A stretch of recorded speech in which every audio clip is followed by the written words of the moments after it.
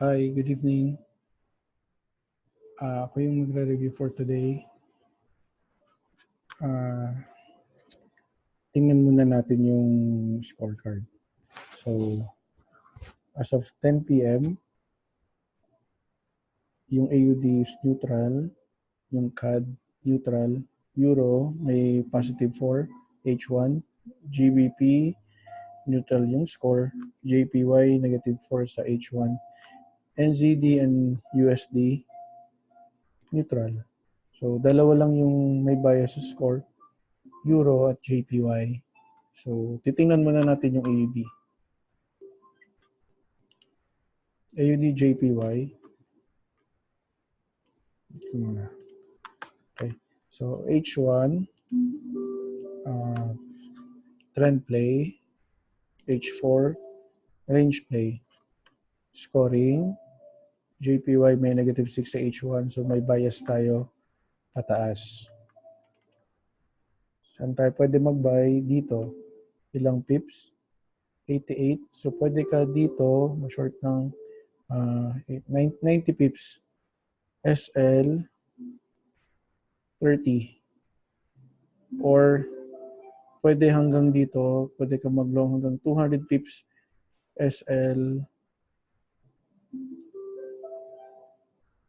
50 pips.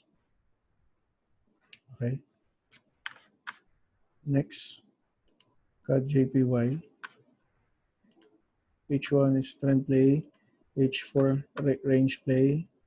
Scoring, may bias pataas, negative 6 sa H1. So, dito tayo pwede mag-buy. Ilang pips na kaya? 50 pips. Pwede. Pwede pa dito. Pwede ka dito mag-TP. Say 110 pips. SL ng 35. Or dito, yung target. Next target is 130. SL ng 45. Okay. Euro JPY. H1, range play. H4, range play.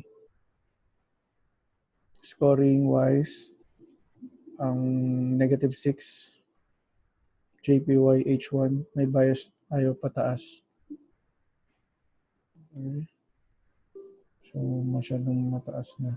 Dito na lang.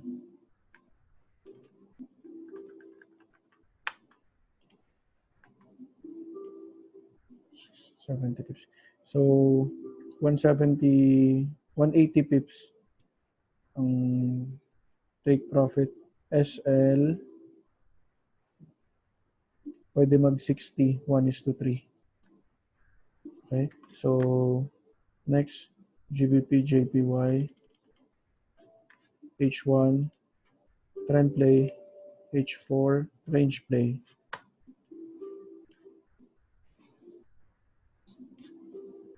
Hintayin na lang natin mag-pullback.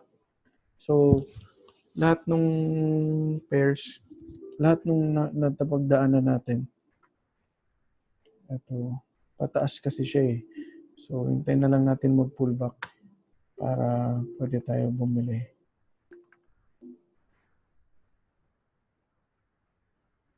Pwede dito ang target, 156, SL ng 50. Okay. Dito sa line. Okay. 158, SL ng 50. Yes, okay. Next naman is NZD JPY. H1, range play, H4, range play. So,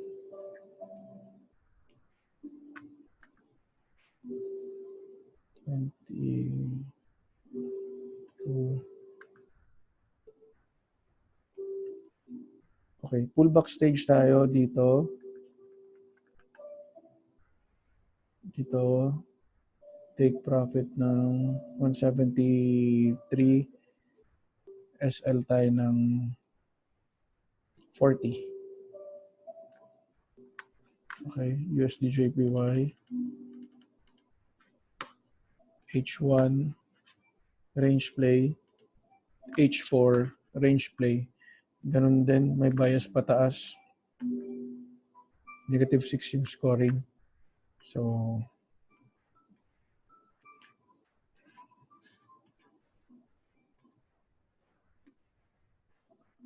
hintay tayo ng pullback dito.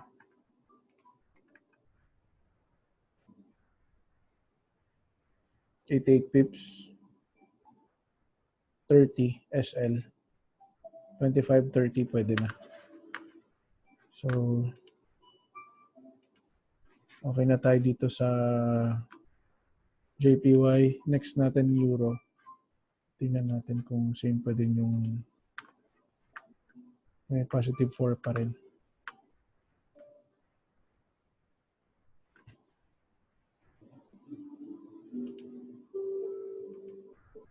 Okay. So, ngayon, humina si Euro. Unlike kay JPY, negative 6. So, ito, tingnan natin sa Euro USD. Okay. H1,